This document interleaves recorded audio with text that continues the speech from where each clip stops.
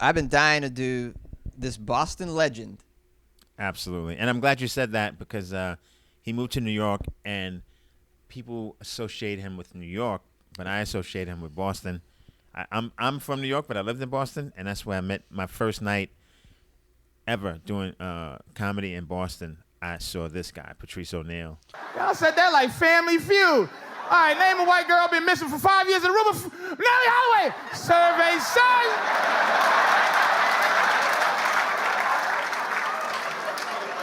Name a Peruvian girl that was killed yesterday. What is that big head third world Peruvian bitch's name?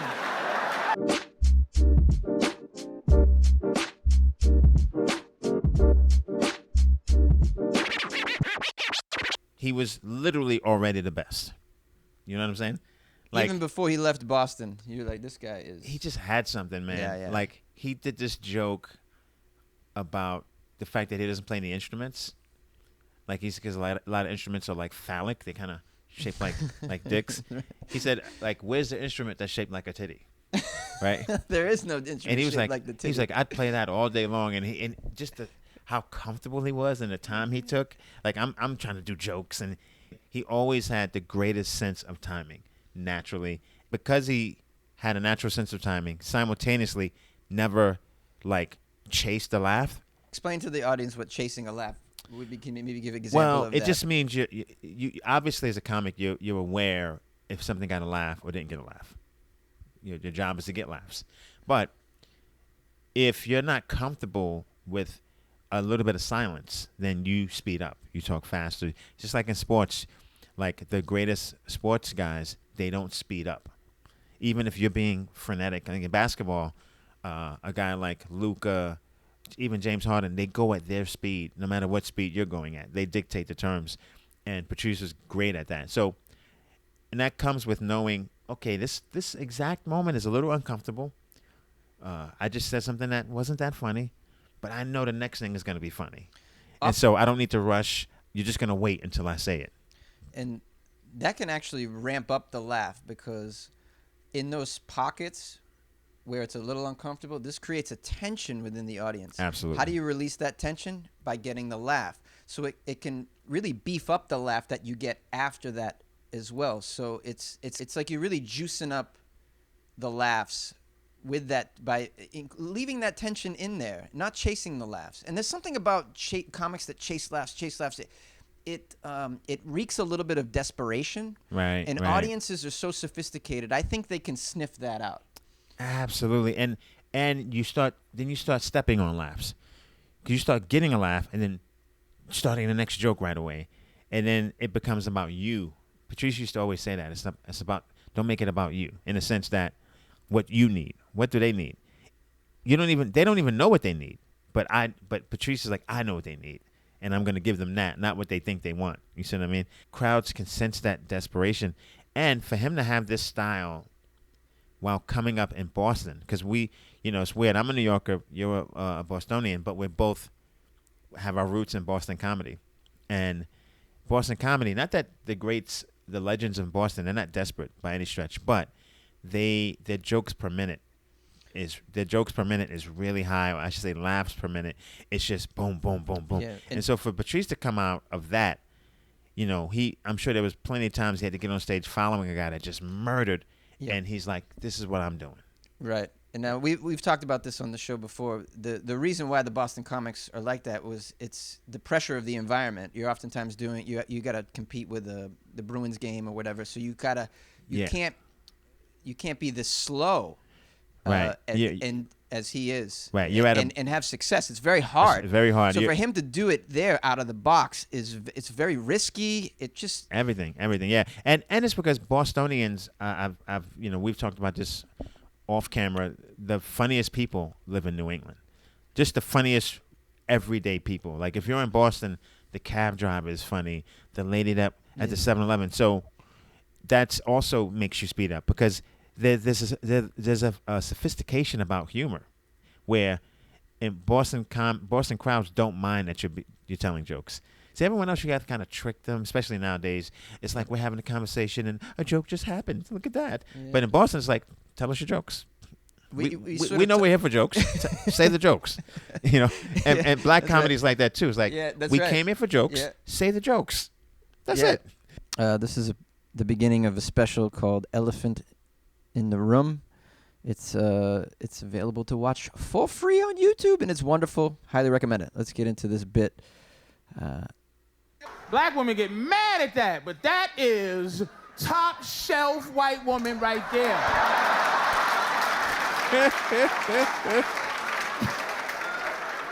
You know how you can tell how pretty a white woman is? The value. You look at her, and then you wonder how long they would look for if she was missing.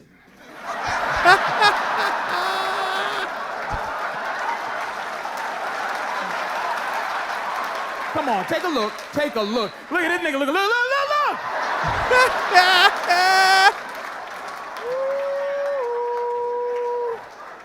I saw you look mad, sweetie. How long, if you was missing, how long you think they were? How long you think they were? Exact. She don't even, she went.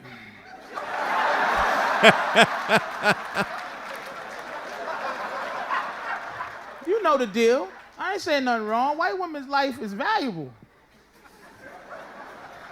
What's his name? Joran Vandersloot, right? We find out he was a serial killer. Man, he kills women. That's what he do. He do it well. You know what I mean? We know the girl that he you know, supposedly had, what's the girl in Aruba? Natalie Holloway, right? But the one, he just killed a girl in Peru. What's her name? Exactly. Unbelievable.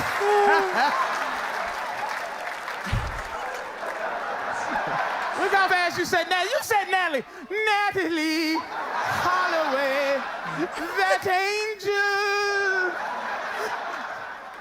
Y'all said that like Family Feud. All right, name a white girl been missing for 5 years in Aruba. Natalie Holloway. Survey said.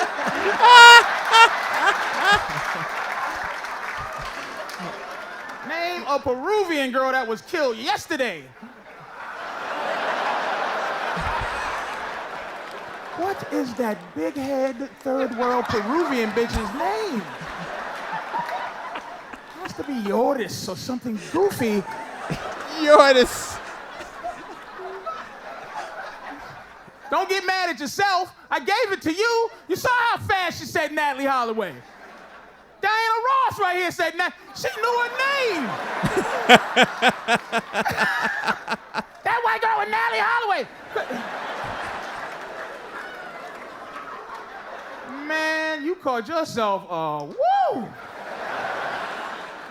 God bless you, man. That is high level right there. I think it's worth saying, this was the beginning of a special, right? So he starts his special, in essence, doing crowd work, which is just outrageous. I mean, on one hand, it's super brave. On the other hand, you could always just cut it out. But I think it's hard to cut around the first joke, right? So imagine introducing Patrice O'Neal, and he walks out, and then you cut right into a joke. To a joke. It's very unnatural. So he's forcing you to like, this is what it's gonna be, right? And he starts off with pointing out a white woman. It's not a plant. It's some white woman, and he picks she's cute, and he just goes right in, and you're like, his comfort level. He's taping a special that costs, you know, at the low end 20,000, upper end 100,000. All these people, probably more than that. You have the comfort to make it like you're doing a spot at the cellar. And the thing about that is that it's comfort. See, some guys would come out and do crowd work, but it would be back to the desperation thing you talked about. It would be like, I'm not sure of my jokes, so let me do some crowd work to lather up. But he's doing a crowd work to trick you into doing a joke. And then and he's saying things that people kind of halfway agree with. He's saying, you know, they search for white women more. So you got people like unhappy with that truth. Some people like, what is he talking about? And then he proves himself, and they fall right into his trap, and he's got them. What was the white girl's name? They all know it. What was the Peruvian girl's name? And then it justifies this whole 2 minutes of crowd work in the beginning It was like you Yeah. thought I was just fucking around. Yeah. I was making a point, Right. and it's irrefutable, the point I made.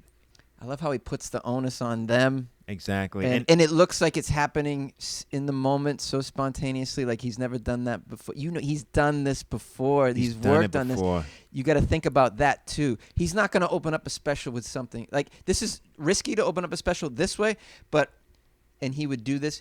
I don't believe he would open up a special with something he hadn't worked on before. No one does that. So he's done this before. He knows. He's gathered the data. He knows that people don't remember the Peruvian girl's name, and he puts it out there, and it works. Absolutely. And it's unbelievable. And don't be ashamed of it, gorgeous.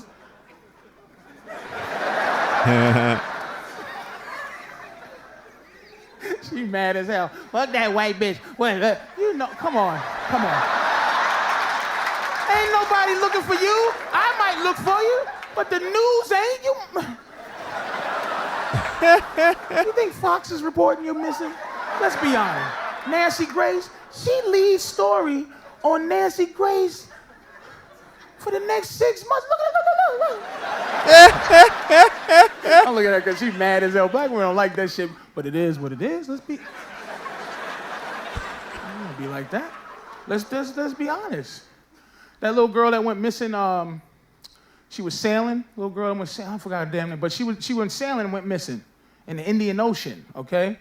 And they spent, good Lord, her mast broke and she was floating around and she gave out her little signal, her beacon. They looked for her. They spent $500,000, like tax money, to search for her. Now, if that's my daughter, I want that to happen too, but.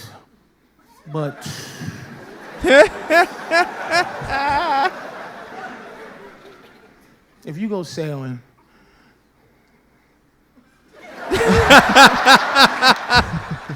Let's be honest. How long you think that they gonna spend $5? Come on. Remember football players in Miami went missing? They went sailing. They looked for them for 8 minutes. Maybe. They just sent somebody at the edge of the beach.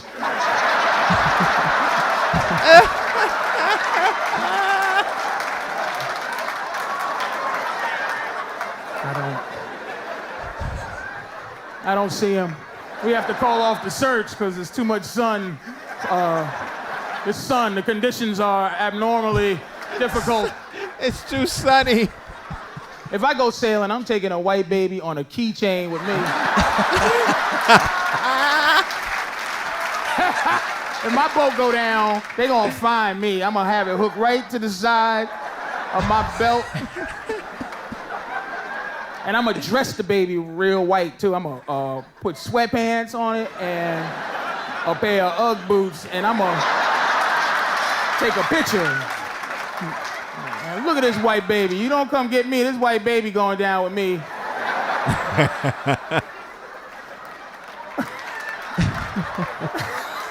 Again, the comic kicks in. The premise is there. Yeah, the premise is there. We're all in on the premise. Yep. Now I can play with it. Yep. And give you these visuals that are hilarious, take everything to extreme. Like not just a white baby on a keychain. Like you got to understand how much funnier it is that the baby's on a keychain. Correct. Because I think what people don't understand is the difference between what I call quote unquote civilians and comedians is that extra step. You know what I mean? It's like, I'm going to take a white baby. That's funny. That's funny. That's funny plenty. But I'm going to take a white baby on a keychain? And then, this is how I'm going to dress it. Yeah. Ugg boots. There's a reason why they say the book is better than the movie. Because in most cases, because the book relies on your visuals, your own imagination, where the movie's like, this is what it looks like. The book, everybody reads it. Everyone has a different visual. You know what I mean? And he's painting this picture. I mean, then he paints a picture of it. But then, the baby has Ugg boots on. It's like, that's just outrageous. But once he gets that premise out there, then he can go Family Feud, and then he can go the football players. Right. Search. He can do the baby with the keychain. Right. The way he gets into it is everything. To me, it's the most impressive part about it is how he got into that. The other stuff was probably there, ready to go, and he can work that. How do I get into it? Right. And because of the way he got into it, every laugh from all the punches throughout. The crowd has to own that. Absolutely. Absolutely. There's an added sense of I'm guilty for laughing at this. Absolutely. But Yeah. he's put it in my plate. Yes, he built up a lot of goodwill. That's the greatness of Patrice, and because he doesn't mind being uncomfortable. Because what, myself included, what a lot of comics do, we'll like make a case, or we'll apologize, or we'll say stuff like, I don't think this way, but it seems like white women are more valuable. It's not me. It's just white women are more valuable. And then once you feel like you've pre-apologized enough or set the tone just so, okay, now I can say this thing that's a little bit controversial. Yeah, he says the controversial thing up top, then proves it.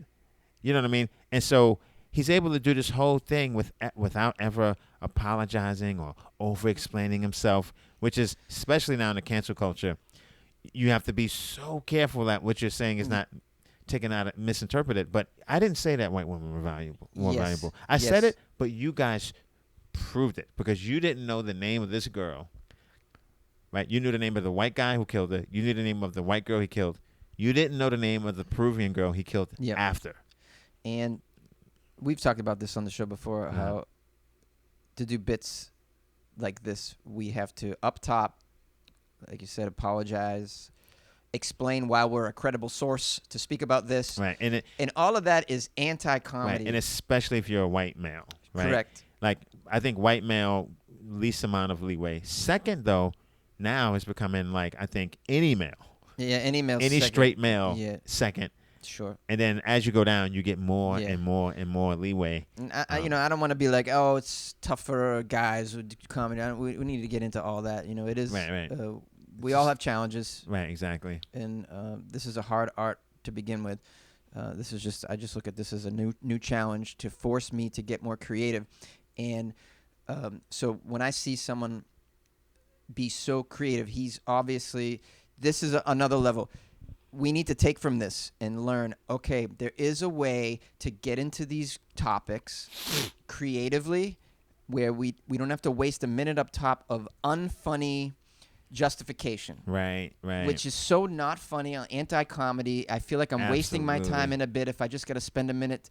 This inspires me to think of a way to get more creative, to say the things that I want to say that might be a little controversial or edgy, or I might, upon initial appearance, look like I don't have a right to speak about it.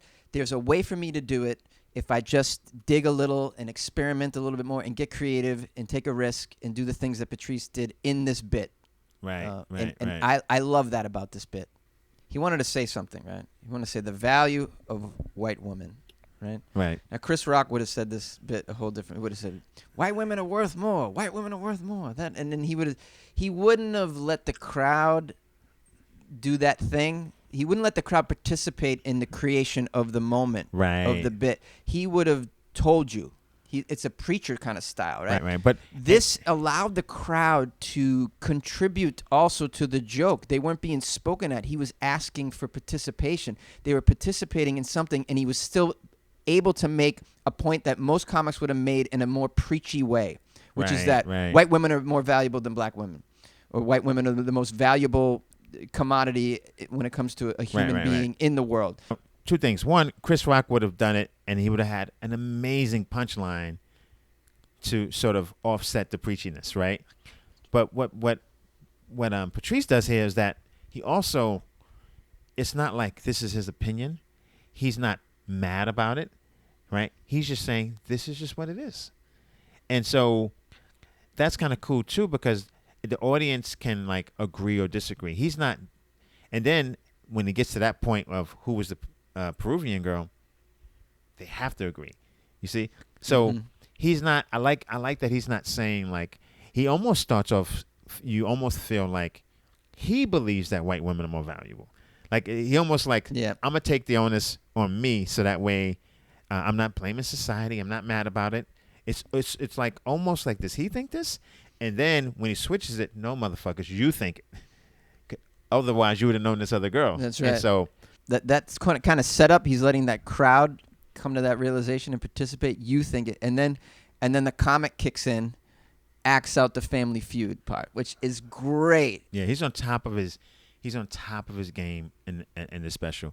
And what I love about this is like a year or two before this, he was, he's always been hysterical. But a year or two before this, I think people were like, he's a little too angry. You know what I mean? People were kind of trying to say those things about him.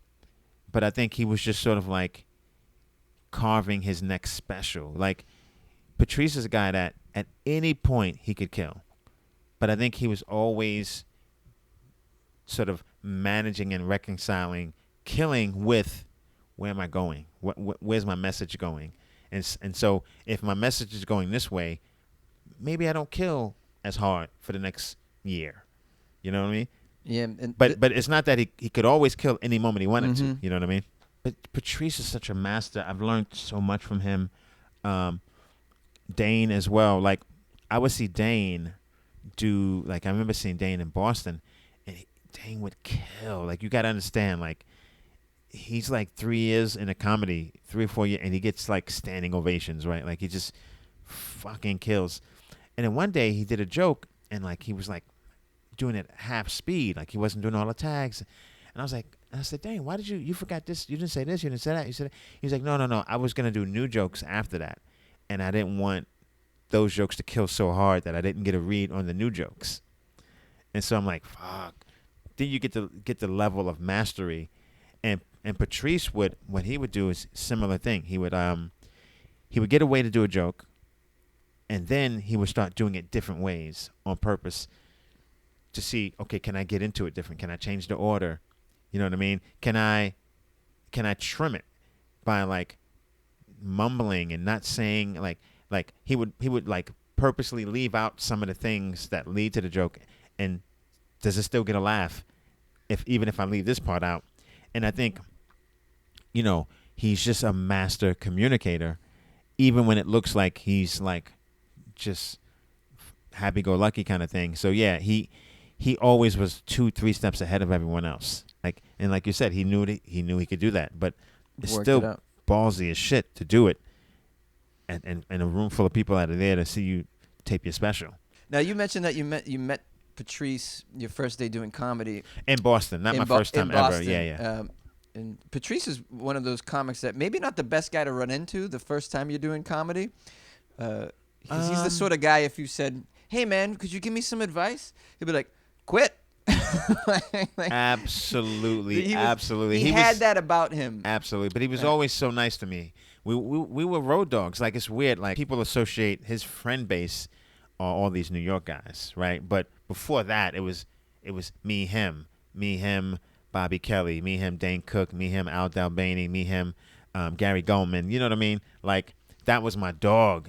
It's a one of these cases where, New York and Boston, we kind of compete with each other, and New York has kind of claimed him, but he's a Boston guy, and I'm a New York guy, but I'm basically a Boston comic, There's a documentary that was out recently on Patrice that I watched. I assume you I haven't even watched it yet, actually. I It's, haven't watched it it's yet. tremendous. Yeah. So for our audience, if you want to learn more about him, he's a very complicated person, man. Very complicated Right. person. I think Bill Burr did that, which is great. And He did, another Bill Burr was a guy Mhm. and I would even go down to New York with Patrice because this is before he could drive. I would drive him to New York sometimes. So it's just a good time, and he was like, I would say like, it's weird to be hanging out with a guy who he's as good as Chris Rock or as good as Dave Chappelle, but no one knows it yet, but you know it. A comic like him in today's cancel culture, Yeah, in today's professional offendee environment, how would Patrice have navigated this?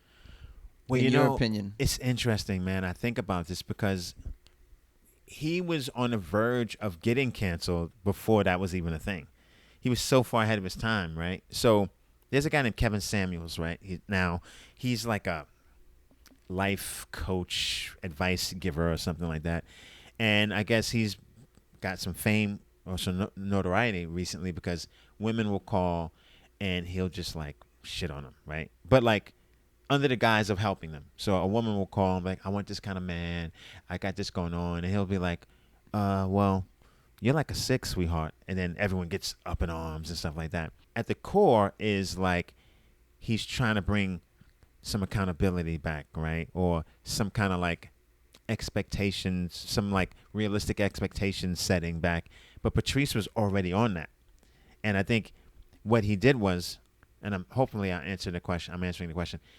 He went after women so hard that he was almost being labeled a misogynist. And I think it's because as great as he was, he had to realize at some point, I still have to sweeten this medicine a little bit.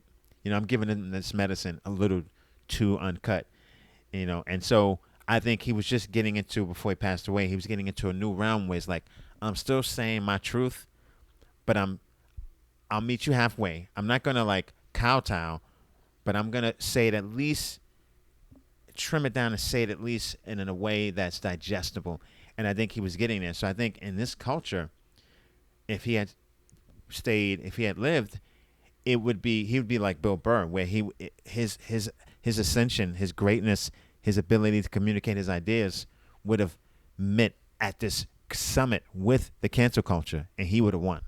Because he would have been able to say things that you couldn't take out of context. You know what I mean? Because he was so masterful with his words, and he already did he already knew how to live in the discomfort. I think, you know, Bill Burr survives because at the end of the day, his ability to convey a thought is greater than other people's ability to purposefully misinterpret that thought.